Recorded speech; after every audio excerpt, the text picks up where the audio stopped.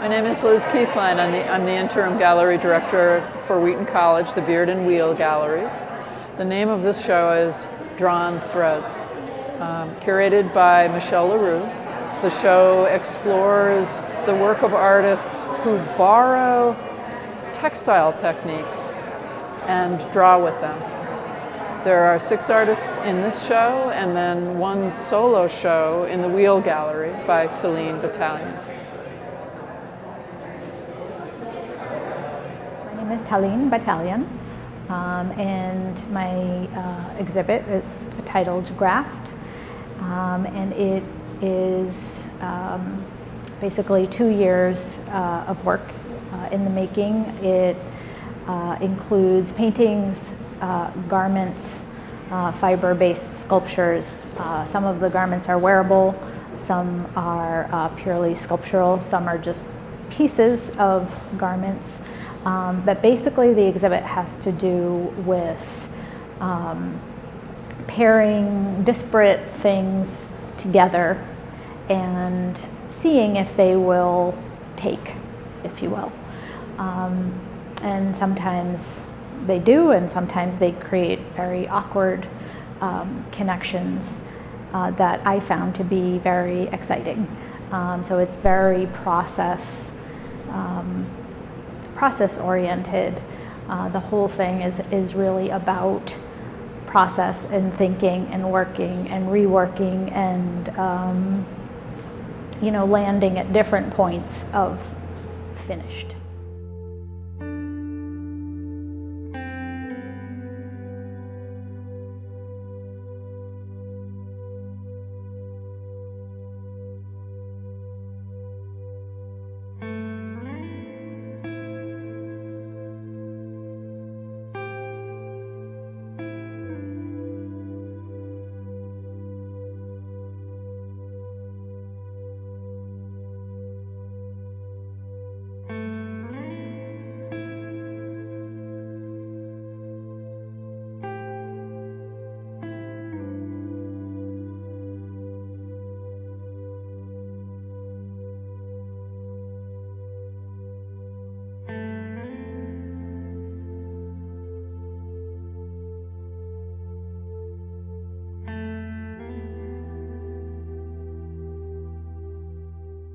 My name is Antoinette Winter, and I have a studio up in the Waltham Mills complex up in Waltham, Mass.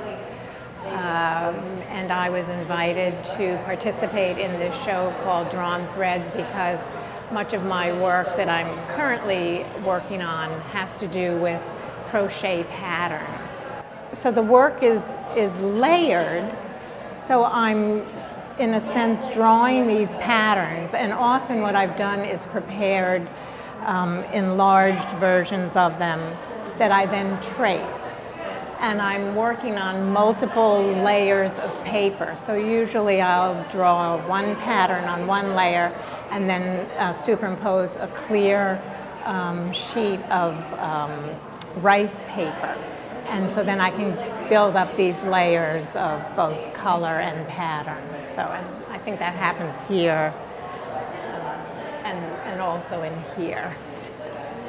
So I was developing 5x7 panels, and at some point I put a bunch of them up on a shelf, and I realized that it reminded me of a garden.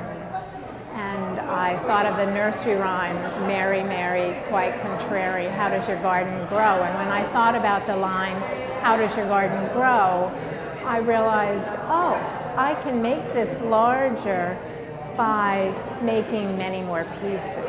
And so that notion of a line within these differing heights of pattern, just, it struck me as the way I wanted to go. And it was also, I realized, not unlike the gardens that I had tried to tend myself, where I would start out wanting something very formal and rather simple, only to end up at the end of the season with this kind of jumble of riotous color and pattern. And so it felt very much as if this was similar to that experience.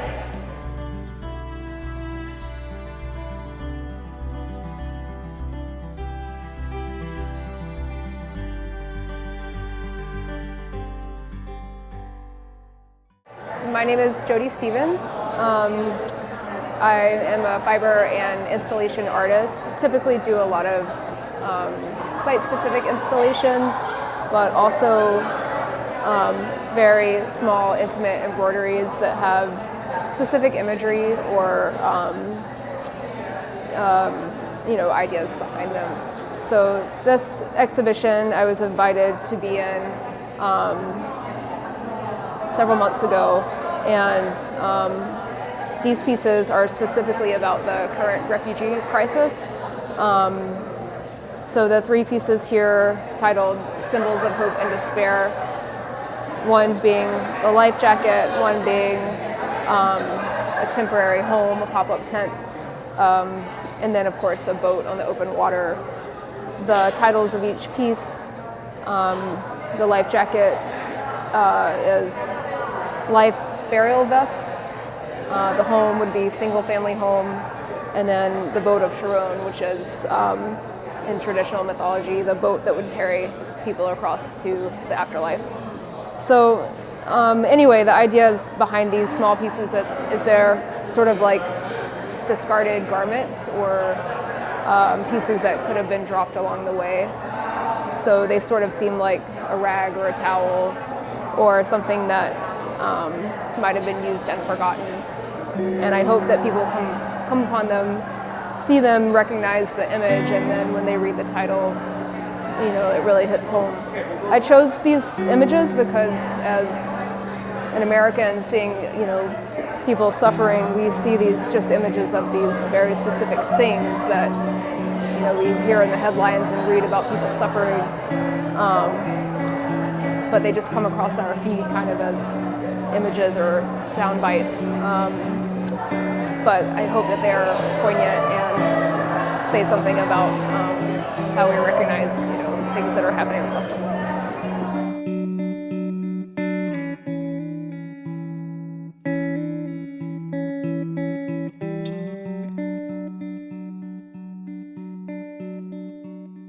My name is Marjorie Forte, and I'm here at Drawn Threads at Wheaton College. And this is my work. This is my favorite installation I've ever done. And it started the week after I came back from Kenya. I took my grandson on a safari, and I had never been to a third world nation. And it so affected me when I came home. I just turned the water on. I said, there's water that comes out of the tap, and everything was a miracle to me. There was so little in Kenya. And I was taking a walk with a friend, and it started, that first one up there is a button that I found on the ground. I said to her, in Kenya, this would be a treasure. And that started me thinking about all the wonders, like people throw things away, or these little scraps, and they're so precious, and we don't appreciate them. So this is based on a diary that you write your daily things on, and it's a year in my life.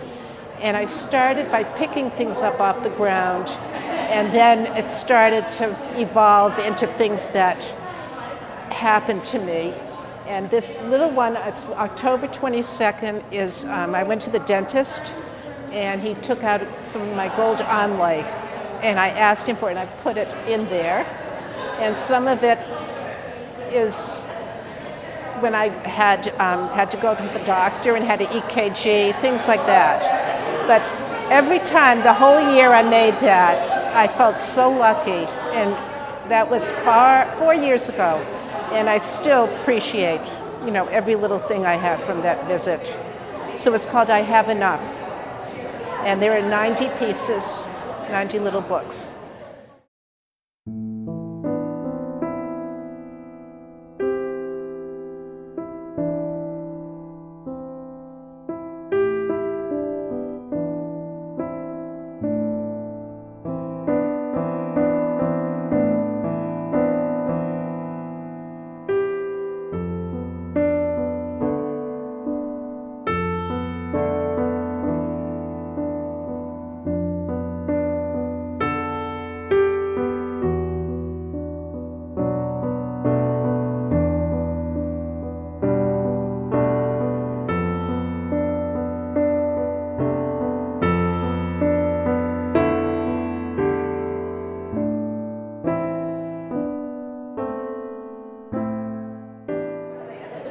Hi, I'm Jay Carpenter.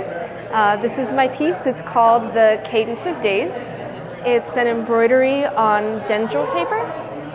The paper is transparent, which allows the back of the embroidery to show through.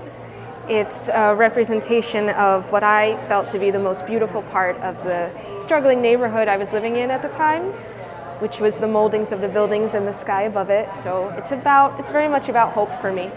This was about, from beginning to end, it was about 4 months. It went through a lot of incarnations before this one. It needed to be edited mostly by deletion. So I had the page was much more full and I edited by pulling pieces out over time.